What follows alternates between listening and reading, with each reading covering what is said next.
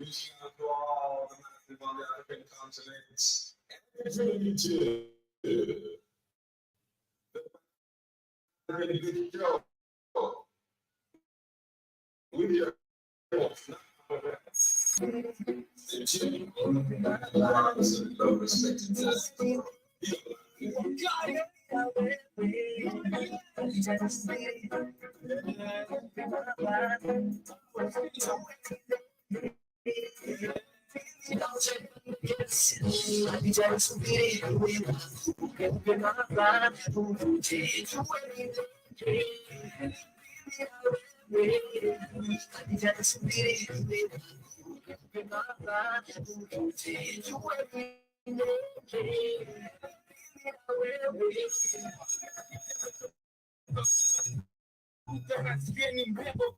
bila kukujua nipe mafadhali tupotee mtaa twende nchi mbali sana malikawa ya masisha TV tunatile kwa beach tunatumana jua hivi simu ziko hapa kuna mtu anatutumbua wote ni 12 star Ruka, fanya show mtua vitu vya tisa iko nguo pia hapo sawa ila dhambi siku maisha tamu lazima sasa tunaingia club kwa vya yote unataka baby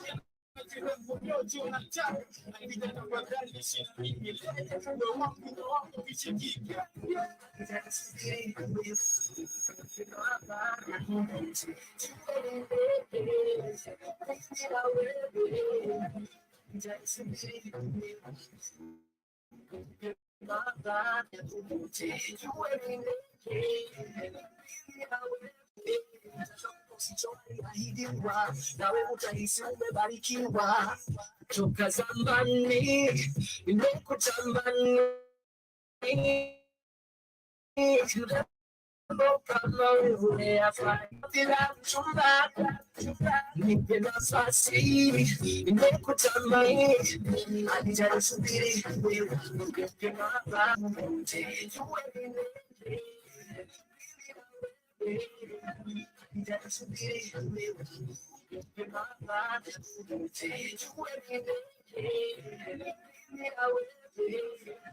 she don't really like me, but she tries to know she really like me. No, I just know what I am to baby. Listen to she says. What do you want to go to? It's your time, what are they not? What they want to try to do? That's what I'm going to do. I can tell you something.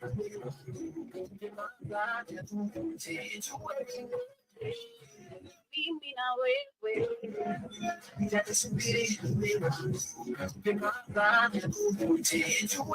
yes, good afternoon and of course good morning. Karibuni sana family to another beautiful episode of the lockdown station, and of course my name is Joby. Karibuni sana to the Black Water Network radio station, media of the 21st century. Welcome. I've missed you guys. I've not been here since Friday, actually, since the Pan African Bliss show. I've not done shows since Friday night until now. But yesterday we were with you guys, and of course we had an amazing time.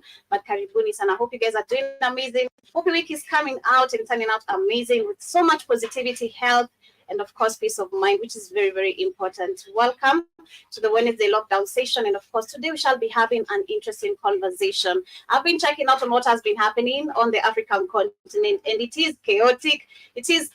Been listening to the shows that have been done. It is super chaotic, but of course I'm here to bring my own, of course, pledges, my own thoughts regarding what I shall be discussing today. 47 minutes past 12 p.m.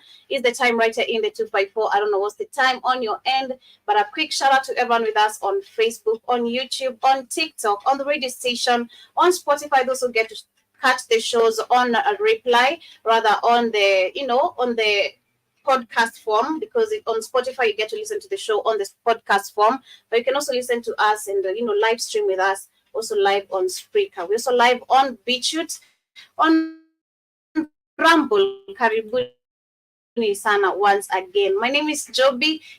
enjoy today's show with me. I see we got Mr. Blackfire already with us in the building. Karibu Sana. And of course, good morning to you too. And rather good afternoon from my end. That was an amazing Amila. I began with Waire featuring Joakali. It's a TBT, but I really, really love me some TBT anytime, any day, so long as the songs are really making sense. Today we shall be talking about Blinken. That is Anthony Blinken. And we had a meeting that was held that was last week actually, where we saw he had a few remarks to make regarding the climate of Africa, about how it's gonna be affecting our agriculture. A lot of things he broke down, and we saw also Kagame was one of the people who attended the meeting. And that during this meeting, he came ahead and said how he feels, is going to be returning the money that the UK gave him, in bringing in the asylum seekers. If the UK does not bring in the asylum seekers, he's going to be returning the money. But we say this is all just, a mumble talk. But it seems that there was more of what was discussed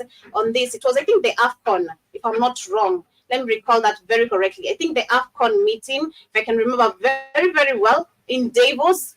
No, it was in Davos, sorry. It was in Davos where we had a meeting, and I think African leaders were part of it, where we saw also the Nigerian president, we have the Angolan president, the Cape Verde president, because apparently Blinken is set to make a tour in 4 African countries, and this is in regards of matters of security, and one of it is Nigeria. And when we talk about security, last week we saw a lot of people. There was a bomb blast that ended up injuring 77 people, and majority of them also ending up diseased, and family members losing their family and friends.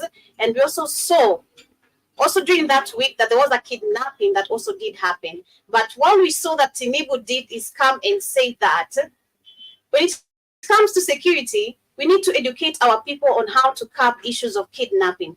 This is super crazy. And of course, seeing that Blinken is involved, rather when we see the Western nations being involved in the African matters, especially when it comes to security, it's always a big, big question we need to ask ourselves.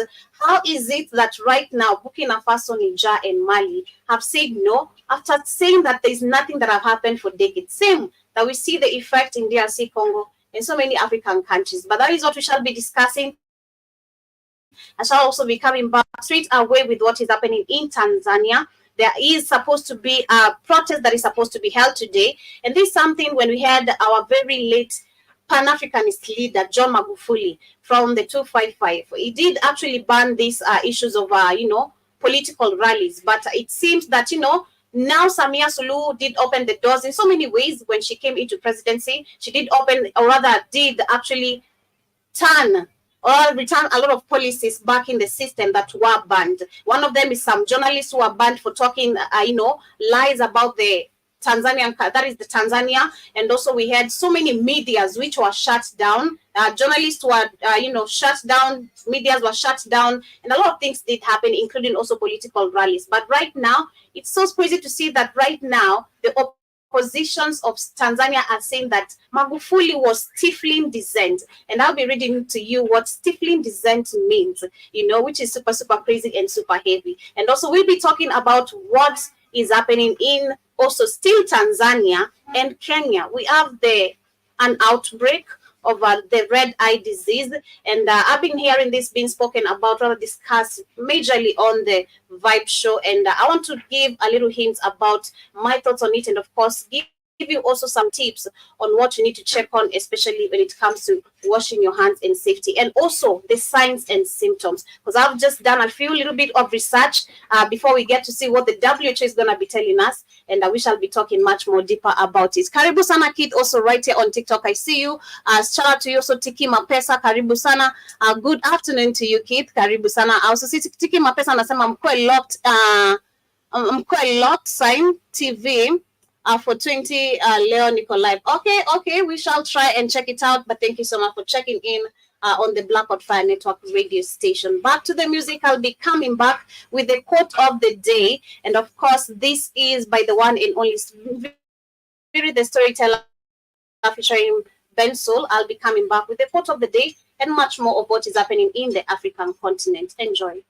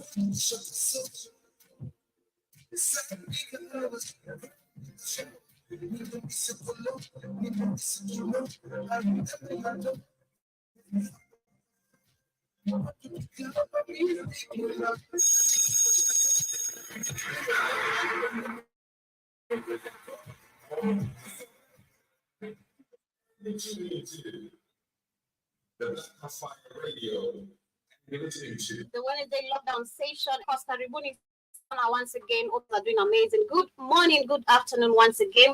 Shout out to everyone with us on Facebook, on Twitter, on the YouTube channel, everyone with us on Rumble Live, on the radio station, on the show page. Kindly remember to also pin your comments. You can also call us. That is on 0705-428-388. And of course, let us know where you're listening to us from, or rather, if you'd love to contribute on the conversations we have. I also would love to advise those who are listening to me via TikTok, in case you are an entrepreneur or rather a business, vendor, whatever you're doing in terms of, to survive, and you'd love to literally make your business to blow. Kindly feel free to also advertise with us and call on that number 0705-428-388 is our number. My quote of the day today before I start is never underestimate the investment you're making in yourself. Literally, never underestimate the investment you're making in yourself. Like I always say personally, I think majority of the people, if you look at the world, especially us as Africans, and that's why I was saying yesterday, which I'll still defend my point. Majority of the people, especially men, nobody is seeking for love and attention. I think majority of the people don't have time for that. Because if you look at politically, and political, as much as most of the people don't want to admit, this is what guides, rules our lives day to day. How you pay your transport getting to work, how you pay, you get to get your breakfast on your table. It is all political oriented, like it or not. And if you look at today's world, majority of the people are working so hard, to the point where they even forget, don't look even behind and see the achievements and the investments they have made for themselves and being happy about it. It is really, really important. Acknowledging the effort you put in yourself. It is important appreciating what you do and also loving what you do and the space that you are at as you do what you do. That is my quote of the day. And I hope you stay blessed this amazing Wednesday. Now, back to what we shall be discussing today. Like I said, I want to start with what is happening in Tanzania. Then we shall be heading to Kenya. And then we shall also be talking about Nigeria and other much matters. Tanzania, we have the opposition leader who is actually called out on the Tanzanian people to come out and, go and march on, that is in the streets and protests about coal being reformed. This is crazy because right now, if you look at the Tanzanian country right now as we talk, there is also heavy flooding the same way right here in Kenya. It is some parts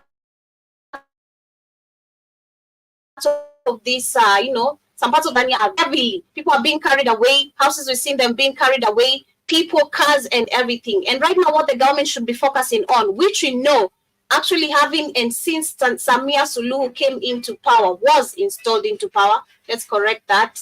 Okay. Since she was installed into power, All we've been seeing is her attending these meetings that we had Magufuli saying, you'd only be a drunk person if you go and attend these meetings that you've seen and you know very well will never attain and achieve anything for us as African people. We have everything we need. And he did actually prove that for the people. Because if you look at the rate of employment in Tanzania, trust me, I think I've never seen Tanzanians since personally I started reporting. I've never reported where Tanzanians have gone to, like the way we have in Nigeria, Kenya, maybe other parts of the African continent, demonstrating because of lack of employment. If you look at the history of Julius Nyerere, Magufuli, these are two leaders who have ensured, and the same way with, and compare him with Robert Mugabe, who I also want to talk about later, or rather in a few minutes. These are the only leaders who literally have fought for the rights of their people. Samia Suluhu, since she came into power, again, I love repeating it, she went ahead, invited the US government to come and see the interests of the people. That was not enough. She's now even selling away crocodiles, because there was a video that circulated online that was on TikTok where we have these white people who are killing crocodile in some parts of DRC, not DRC, but Dar es Salaam, somewhere in Tanzania, either in Arusha or Dar es Salaam. They are killing crocodiles. And when someone commented down below, asked them, like, who's giving you the permission? They say the president. So what is happening? We didn't see all this happening when Magufuli was in power. What is really, really happening? What is really, really happening? But we know what is going on. So let me read what is going on. They're saying that Tanzania main opposition party, Chadema, is planning to hold protests to denounce proposed electoral bills, of course, the high cost of living, and delays of constitutional reforms. I mean, is this something positive? Yes, it is. Because when you talk about proposed electoral bills, people are about to be in the dark in that country. We know what we're talking about right here. Completely, we can see power being given to the European countries by Samia Suluhu, where they're about to take control. And mind you, she's been taking loans. So let's see how much of the loan has she taken since she got into power. That is what we need. Then we'll continue from the IMF.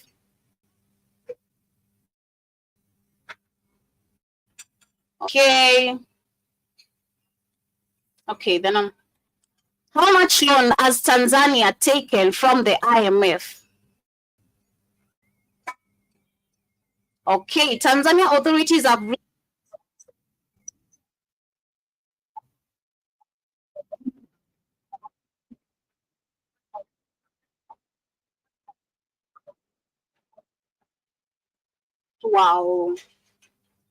to recover amidst headwinds from global shocks that have slowed growth. I mean, this is the new, how do we call it? I want to use the new, this is the new world order thing, part of it.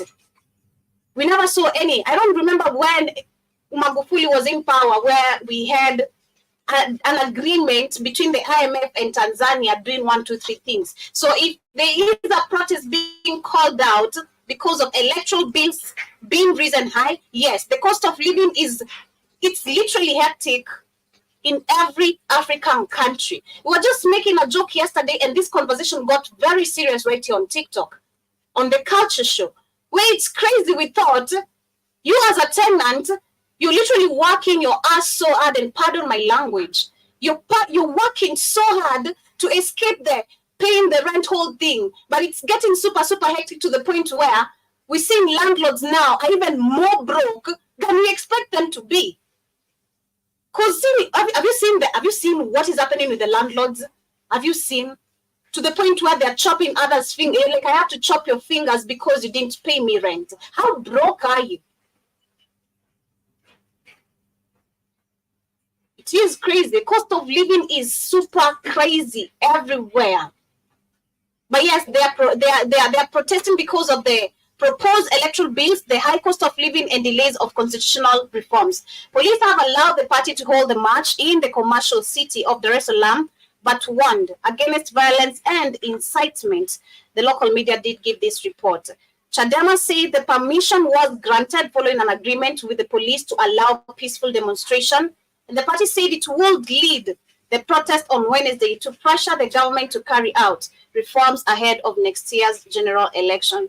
Chadema is opposed to 3 electoral bills tabled in Parliament last November, and the party wants them withdrawn on the grounds that the views of many stakeholders were not considered. Local government elections are scheduled for later this year, and this will be first mass demonstration in this country since President Samia Suluhu has took over power. That was in March 2021, following the death of his President John Magufuli. Magufuli has been accused of stifling dissent after banning political rallies. Like I said, I had to go check what is the meaning of stifling dissent, and they're saying this is where the authorities can claim that almost any speech critical of government actions or policies has a tendency to create public disorder.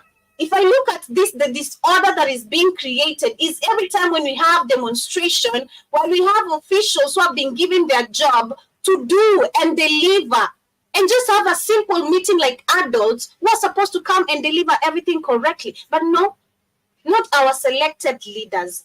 They won't do this.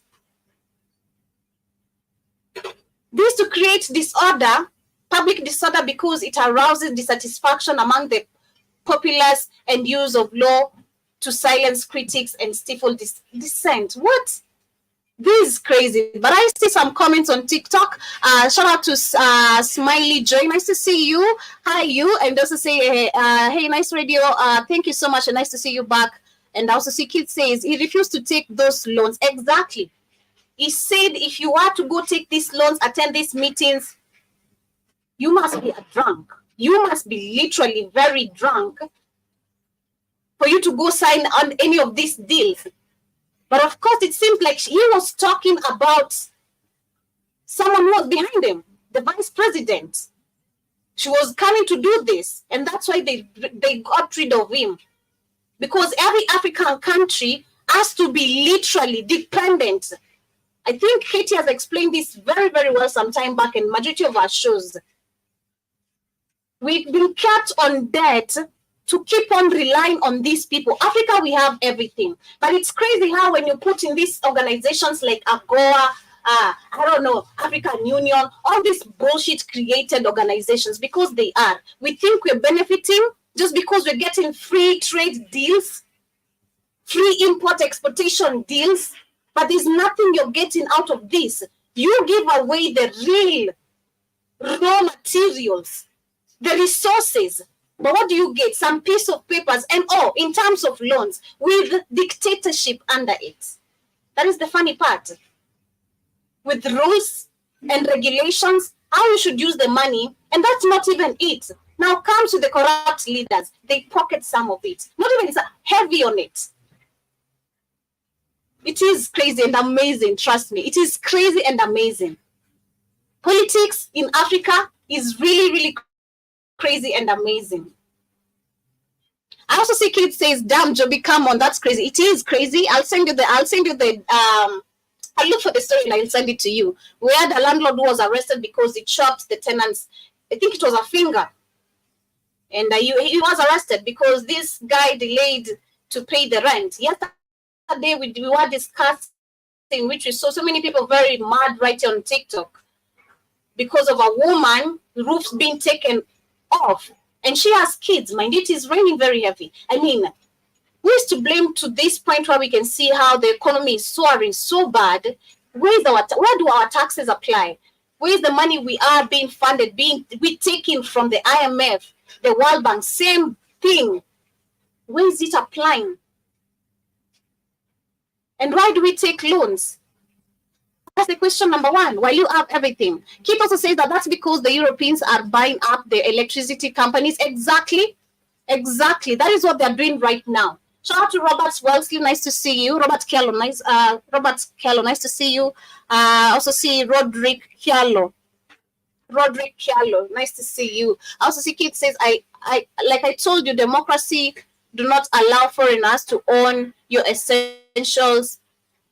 Like I told you, like I told Demore, oh, you do not allow foreigners to own your essential services. Exactly. But apparently, I don't know if African, I don't know if these leaders know, but they know. I don't know if they sign these deals blindly or they know what they're doing. Do you read the agreements of understanding what you're doing?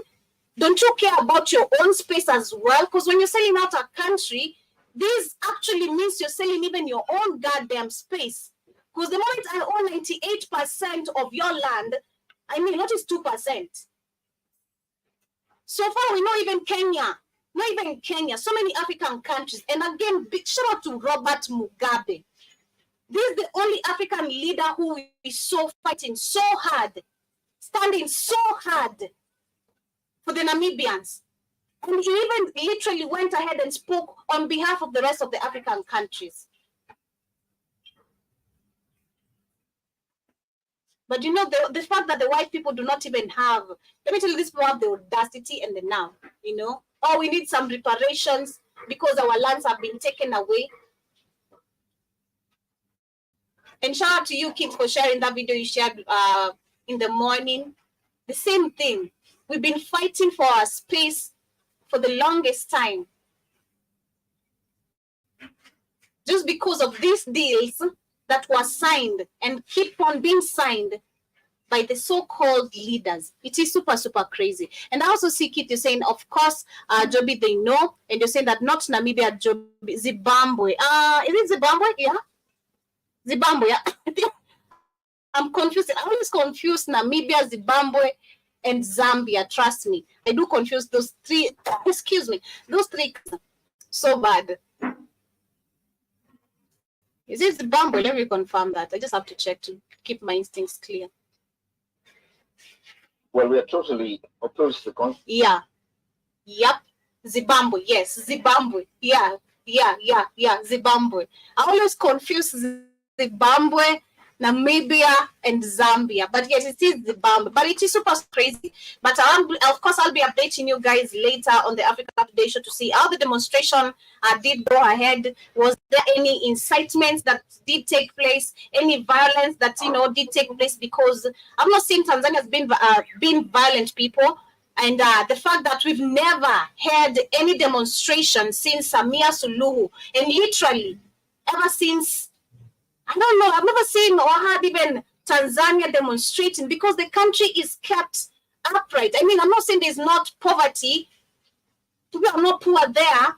Maybe there's lack of employment still, but it's not really that high because majority of the people are literally farmers, number one.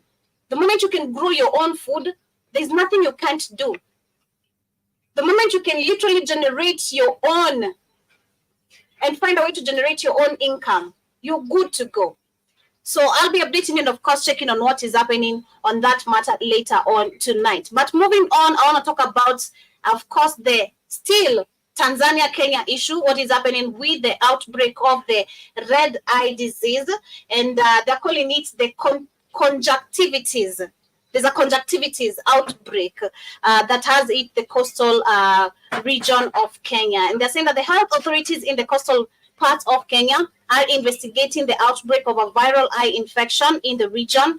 And the conjunctivitis cases have mostly been reported in the countries of Mombasa and Kilifi, according to the local media. Residents have been advised to observe hygiene, practice such as hand washing, avoid sharing personal items, and refrain from touching their eyes. Last week, health authorities in Tanzania issued and alerted after recording 869 cases of the disease in the month, mostly in the commercial city of Dar es Salaam. Conjunctivitis, also known as red eye disease, is the inflammation of a membrane that protects the eyes, and the disease is caused by allergies or infections. And it is characterized by symptoms such as reddening, swelling, tearing, and itching of the eyes, and some patients may also produce discharge from the eye. And of course, I went further and checked on my own laptop to see much more of the effects that are coming with these conjunctivities. And let me see if I can read a few of them. yeah, of course, they're saying that to help reveal one of the ways we can actually help treat, and the sign, let me read the signs first. The signs of them is pink. The eye can be pink or red in the white of the eyes, and the swelling of the conjunctiva, that is the thin layer that lines in the white part of the eye and the inside of the eyelid or the eyelids. And of course, we have increased tear production. We also have feeling like a foreign body. I don't know what they meant by feeling like a foreign body is in the eye. That sounds fishy. I'm also saying itching, irritation, or a burning sensation on your eye, and a discharge of pus or mucus on the eye, crusting of eyelids or lashes, especially in the morning, and contact lens that feels uncomfortable or do not stay in the place of the eye. Well, that is what is happening, and be careful. Just wash your hands, of course, especially if you're using public means of transport. Right now, we have the WHO coming out with so many outbreaks. Yesterday, they said there's disease X. There's also another one that actually they mentioned today. I'll be reading them tonight, a few that I can mention. And anytime from now, I think we should be expecting another pandemic. We know what's up. So Africans, let us just be conscious, keep it hygienic, just keep it hygiene, be hygienic, wash your hands, and especially if you're using public means of transport, be very careful, because we have all sorts of crazy people, who don't care about where they touch and what is where, so be careful. So that is what is happening, and I hope people can be, because I've seen a lot of people reacting, and it is spreading. It is not just only in the coastal regions, it is also in Nairobi. So we should be very careful. I'm not sure what this is all about, considering the fact we're not the ones reporting. And I've never seen anything like this. Kid, have you ever heard of anything like a red eye disease? Kindly let me know. Maybe in the United States. I understand Africa, we're so way behind in terms of technology, and a lot of these kind of diseases they come up with. But I don't know. Have you ever heard of anything like red eye disease? I'd really love to know. I mean, I know people who have allergy and all that, but this is not just an allergy. This is some disease just spreading. But moving on, also, I'll talk about what is happening in the sub-Saharan, parts of Africa. And we've had so far 47 journalists who have been jailed. And I think since the beginning of last year, I reported a lot of these cases where we had so many journalists, especially from Cameroon, DRC, Congo, and Rwanda. Majority of them were arrested, and actually even majority of them killed, assassinated. Because I remember there's a report we gave that was on one weekend where we had in Cameroon a journalist who was killed while he was at home with the family, and in DRC Congo a journalist who was killed and found somewhere just dead. This has been happening in Kenya recently. I think it was the end of last year where we had a Meru blogger. It's not just bloggers, we're seeing people disappear, where actually it comes to Africans expressing the truth about or exposing what is happening in the continent. It is so crazy, you're going to be silenced. And perfect example we love to give is our very dear own Kagame.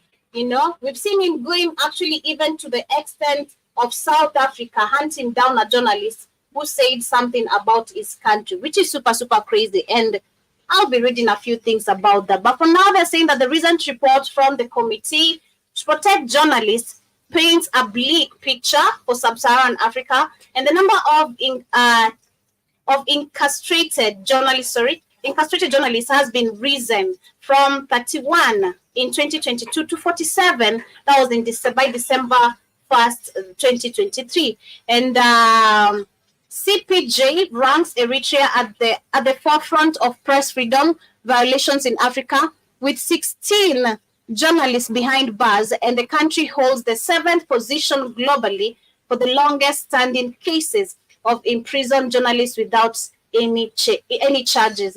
The CPJ report indicates that Ethiopia follows Eritrea with 8 journalists in detention, and Cameroon with 6. According to the report, the number of imprisoned Ethiopian journalists reflects the challenging media environment in the East African country. And in the Democratic Republic of Congo, Stanis Bajukera languishes in the communal cell of the notorious Makala prison in Kinshasa. CPJ expresses concern about the lack of global attention to fight for these correspondent journalists as well as other journalists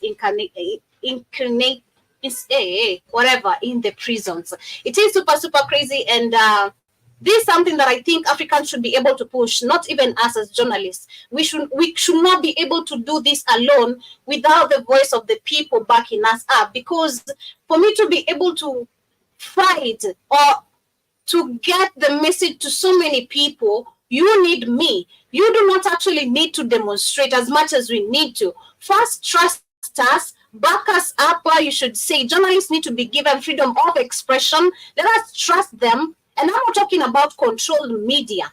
I'm talking about where we have in these bloggers who are talking the truth about politics, where we have seen people coming to TikTok and expressing themselves, videos being taken down.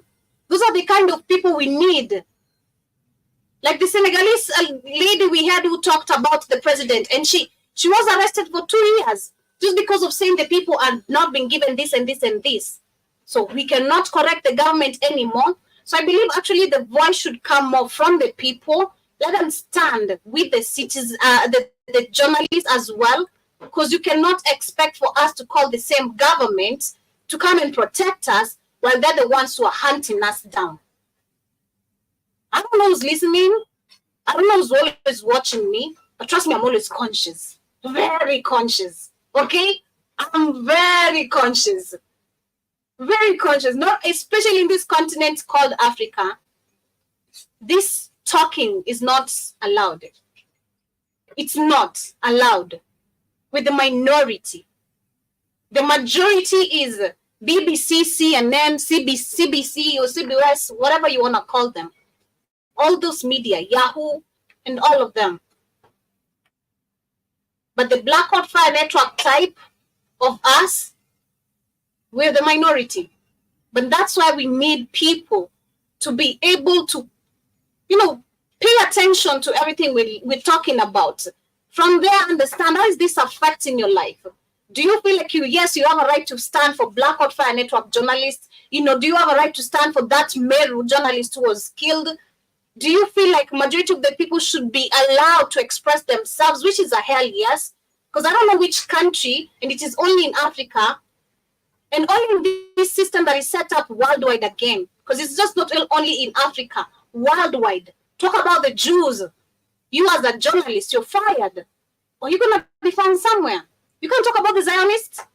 You are an anti-Semitic. You need to back everything the rest of the media is saying. So this is super crazy to see that the tall number of journalists who are arrested for no reason. For no reason.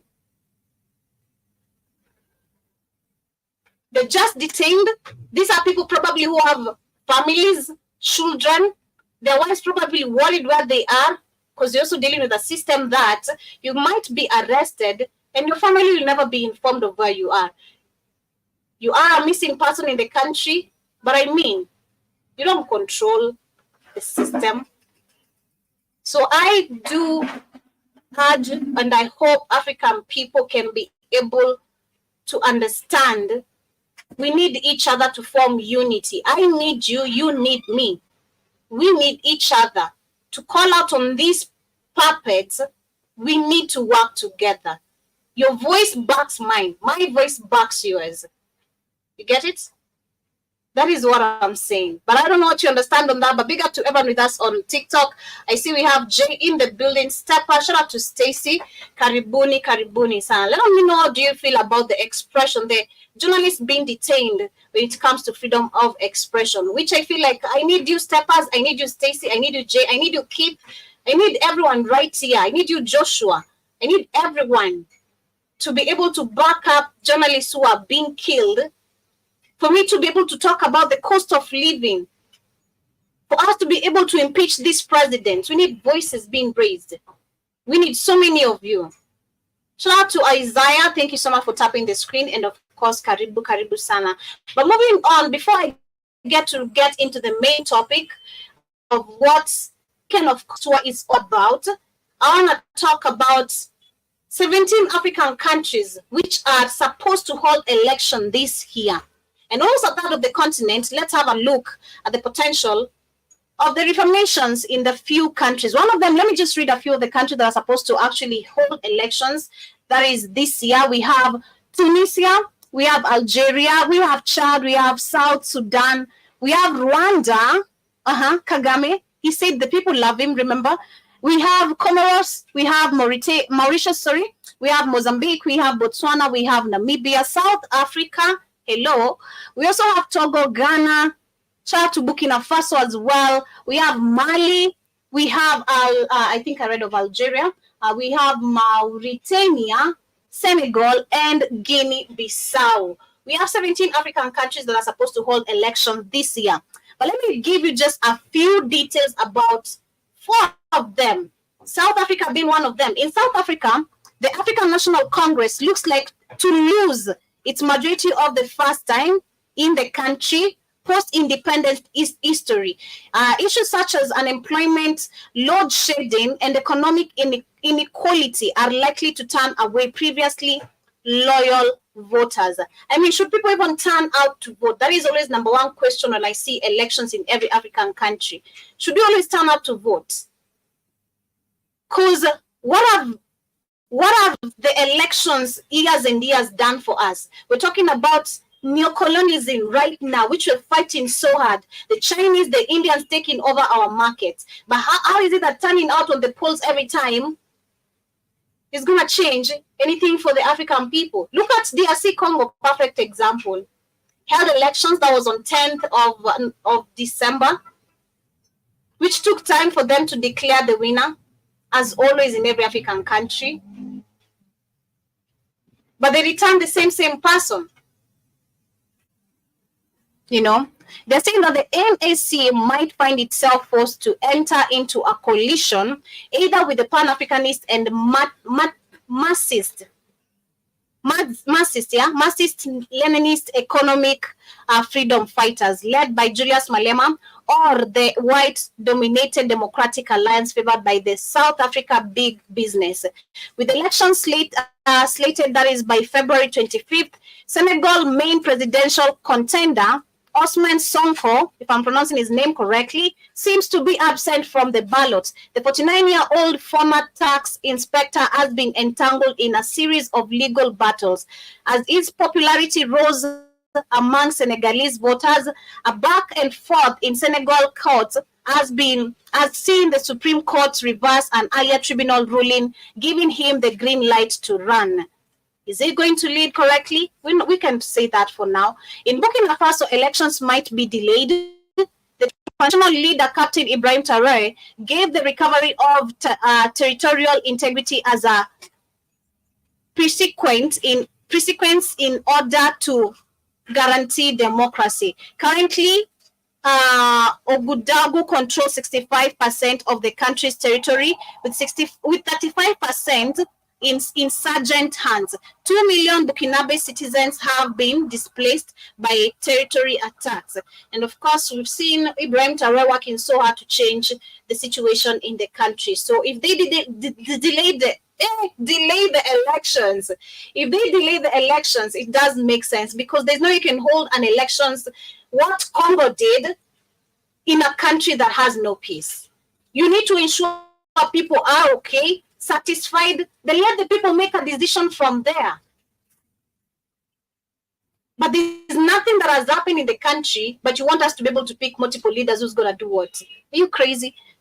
In Rwanda is heading to the polls with President Paul Kagame seeking for a 4th term. He said he didn't. I thought you wanted to become a journalist, number one. Or that was a joke. He also said people love him. And we want to understand, as he said, people love him. Where have we seen in Rwanda, or right here on TikTok, anyone can let me know, have you seen any Rwandese, apart from maybe dancing on TikTok, a Rwandese who can come and talk out anything to do with Rwanda, economic situation, political situation, because he has not given Rwandese freedom of expression, but he says people love him. That's the funny part. He said that Rwanda is heading to the polls with President Paul Kagame seeking the fourth term, having won with 98% of the votes last time, which we know he was not the one who won. The elections are always rigged everywhere in the world. Let's understand that. It remains to be seen whether any opposition outfit will mount a serious challenge as the country deals with issues like youth unemployment. And that's why I'm asking. You'll not hear any of this in the mainstream media, apart from Rwanda is supposed to take the UK asylum seekers, while there is literally lack of employment in the country. Isn't that funny? Isn't that funny? Rwanda is literally inviting foreigners in the country, not even taking in foreigners. This is just super crazy. And we have people who are unemployed. And I'll not be shocked. This is going to be the craziest part, and people should be mad. If this happens, Rwanda and African people should be mad, because this is going to spread again in East Africa. And trust you me, if these asylum seekers coming from the UK enter Rwanda, they're going to spread in East Africa. And it's going to be more bad if we're talking about lack of employment in Rwanda amongst the youth, the young people. Then these people come here and they get employment. Yeah? We should be at a war. Because these people have not even been given. That is what the US is doing right now with the aliens. That is it's like an interchange thing happening right here.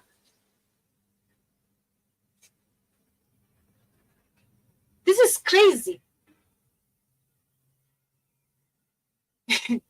This is super, super crazy. If these people come here and they're given the opportunity to settle, of course they have houses have been built, and they happen to be given employment, and we keep quiet about this, and then they end up spreading in Kenya, Uganda, Tanzania, DRC, Congo. And it happens that also our government, because they have allowed Indians to be part of our tribe now in Kenya, they allow these people to get jobs while you've been here in years for fighting for your space. It's going to be so sad. For us as Africans, it's going to be so sad, and it's going to be a shame, because we're failing.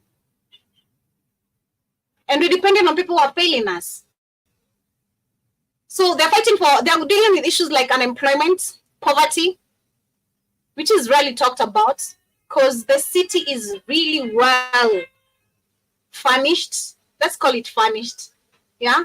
And food security. Rwanda is dealing with food security. But they are accepting asylum seekers. Rwanda are accepting asylum seekers. There's literally an issue with food security. And you can hear there's poverty in it. There's lack of employment amongst the youth. But you want asylum seekers to come in your country. I mean, Africans, let's make sense for once. Like tufikirie tu. I mean, who are we waiting on? Who are we dealing with? Who are we waiting on? Tunangojea kina nani to rescue us? Kagame has been a dictator for how long? Let's start there. Since when has this guy been ruling Rwanda? And he's seeking another term. It's not enough. He's destroying DRC Congo together with Museveni. But no one is going to call them out. But what's going to be much more amazing is when I see these people in the International Criminal Court. I can't wait. If this happens, this is going to be a big laughing stock. This is supposed to be, if literally Africa, we had our own media we control, which is the Black Ops Network, we should make headlines. We should make headlines. Kagame and Museveni, the biggest shame of Africa, for being used, and now you're about to go to prison. But let's not count our chicks before they have not touched yet. But I see Nafula, yeah. na cheki na fula unasema mami achana na politics, enda upikia watu. Politics is like love. You will never understand how love is. Oh my God, babe. Imagine me understand love more than you. And this is my type of love, you know. That's why I'm talking about it with passion, because I'm so much in love with what I'm talking about. Always lewa. We're two different creatures. That's why you think, you know, I need to be sitting down somewhere, breastfeeding, feeding my baby, you know, washing laundry for my husband, doing the wifey duties. That is what you're saying? Not me. Not me. Not me. I'm not the one. I'm a journalist, not a wife. Okay? Not a mother. All right? And not even close to a slave. Because that's some slave type of thing you're talking about there. And kwa talk funny up to zote time ikifika. But anyway, machungu kando. So that is what is happening. In Chad, last but not least, is expected to vote in October. Transitional leader Mahamat, I'm pronouncing his name, is expected to run, and his candidacy follows the promulgation of a new constitution after amid December referendum. He has been backed by France following the killing of his father at the front lines in 2021. Oh, come on. France, indeed. And we know who's France. Not our friend. Not even anything close to our friend. And that's why we have people like Anthony Blinken talking about how they feel like they should come and offer security to Africa, which we do not highly need. We do not highly need. Hi to you too, Arnold Karibu Sana. Hope you're doing amazing. So we had that was 2 days ago where we saw Anthony Blinken, the US Secretary, Anthony Blinken, where he did plan to come, of course, to Africa, for African countries, as the Biden administration tries to keep its eyes on all concerns of the world while being consumed by crises in Ukraine, Middle East, and the Red Sea. The State Department announced that was on Thursday that Blinken will go to Cape Verde, Ivory Coast, Nigeria, and Angola starting on Sunday, past Sunday, for talks focused on regional security, conflicts prevention, democracy promotion, and trade.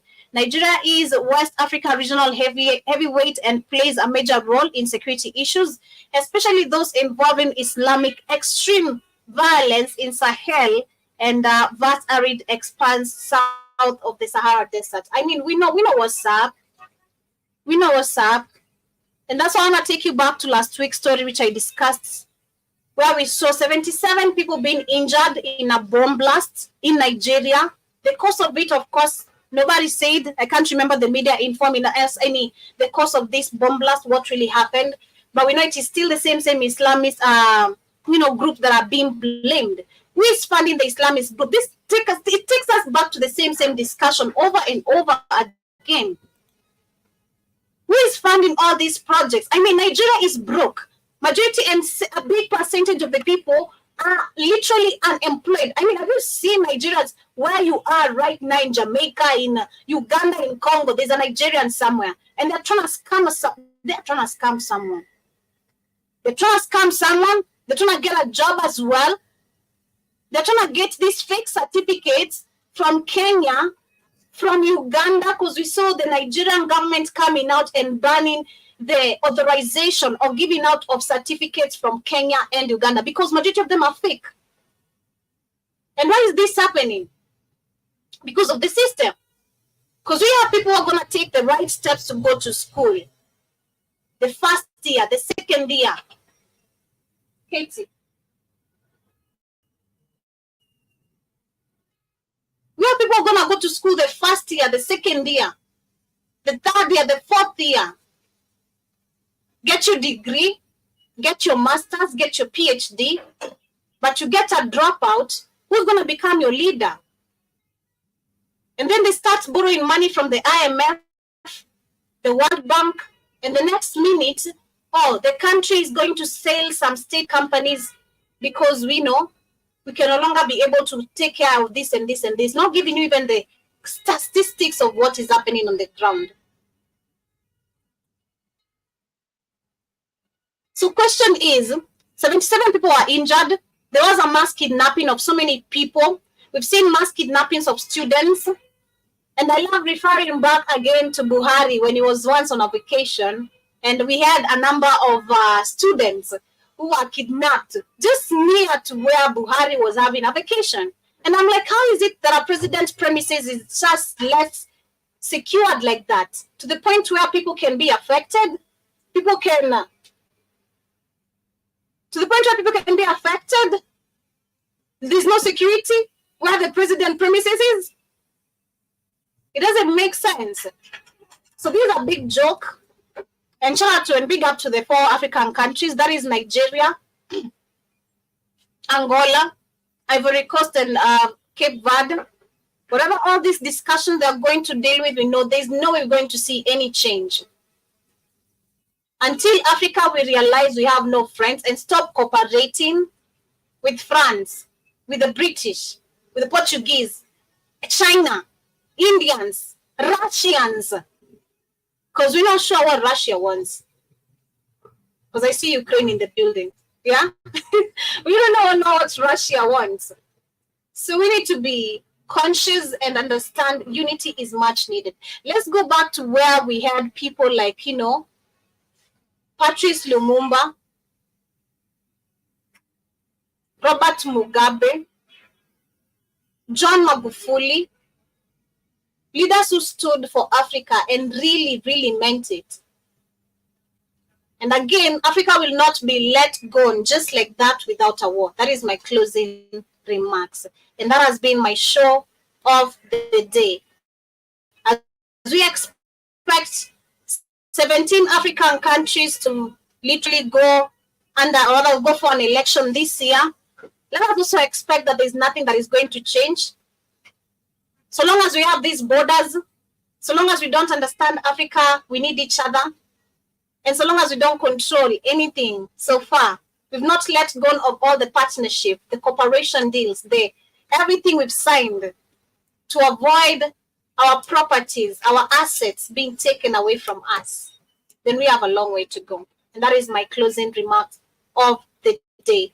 Be safe, be careful, don't be contaminated or catch a red eye. Be very, very careful. African countries, don't be Anthony Blinken.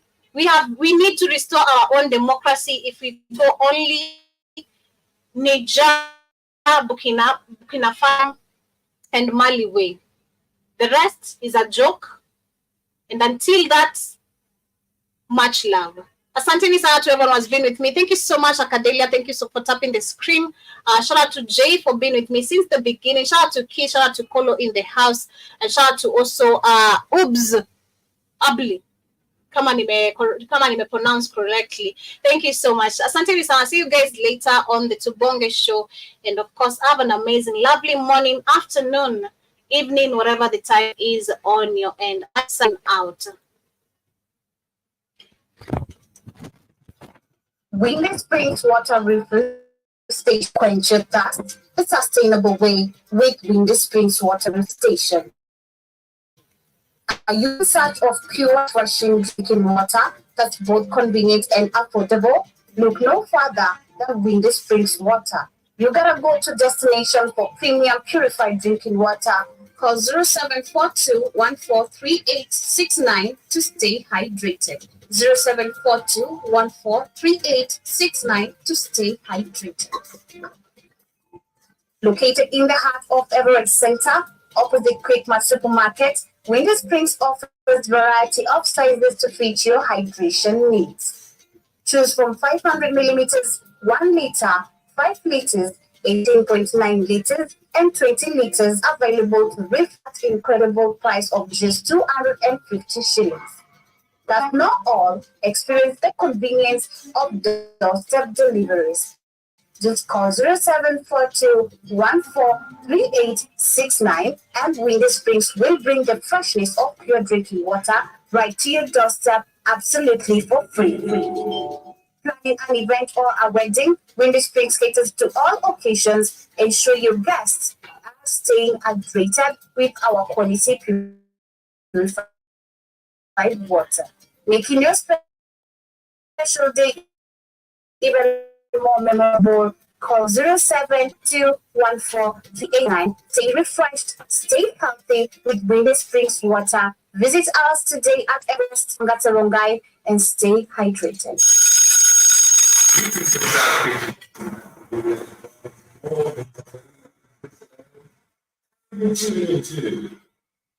The Sapphire